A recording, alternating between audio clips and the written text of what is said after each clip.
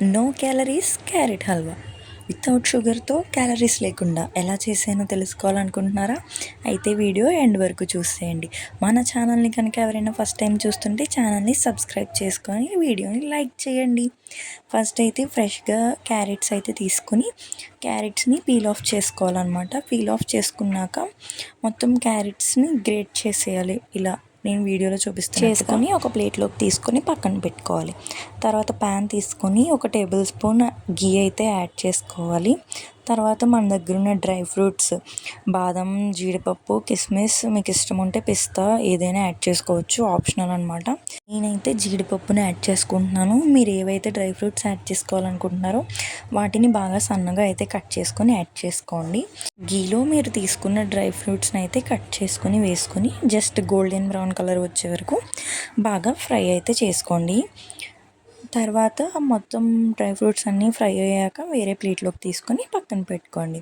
తర్వాత అదే ప్యాన్లో ఇంకొక 2 స్పూన్స్ గీ అయితే యాడ్ చేసుకొని మనం ఆల్రెడీ గ్రేట్ చేసి పెట్టుకున్న క్యారెట్ తురుమును అయితే ప్యాన్లో వేసుకోండి. ప్యాన్లో వేసుకొని క్యారెట్ పచ్చివాసన పోయే వరకు బాగా ఫ్రై చేసుకోవాలన్నమాట. మొత్తం పచ్చివాసన పోయి క్యారెట్ తురుమంతా దగ్గరగా అయ్యే వరకు బాగా ఫ్రై చేసుకోవాలి. క్యారెట్ పచ్చివాసన పోయే వరకు బాగా ఫ్రై చేసుకున్నాక చిన్న గ్లాస్తో మిల్క్ అయితే యాడ్ చేసుకోవాలి. మీకు ఎక్కువ క్రీమీ టెక్స్చర్లో హల్వా అనేది కావాలనుకుంటే మీరు తీసుకున్న క్వాంటిటీకి ఈక్వల్గా కూడా యాడ్ చేసుకోవచ్చు. లేదంటే చిన్న గ్లాస్ ఆర్ చిన్న కప్తో యాడ్ చేసుకుంటే సరిపోద్ది అనమాట. కన్సిస్టెన్సీ మనకి కొంచెం థిక్ కన్సిస్టెన్సీ వస్తుంది. అలాగని క్రీమీగా కూడా ఏముండదు, నార్మల్గా థిక్గా వస్తుంది. మిల్క్ యాడ్ చేసుకున్నాక ఒకసారి అయితే కలిపేసి లిడ్ అయితే క్లోజ్ చేసి 5 to 10 minutes బాగా ఉడికించుకోవాలి. 5 minutes అయ్యాక లిడ్ అయితే ఓపెన్ చేసుకొని క్యారెట్ దగ్గరికి అయిందో లేదో చూసుకొని మళ్ళీ ఒకసారి బాగా కలుపుకోవాలి. తర్వాత మనం అందులో మన మెయిన్ ఇంగ్రీడియంట్ అయిన బెల్లం, షుగర్ కాదన్నాం మరి దేంతో యాడ్ చేస్తారని ఇప్పుడు వరకు ఆలోచించుకుంటున్నారా?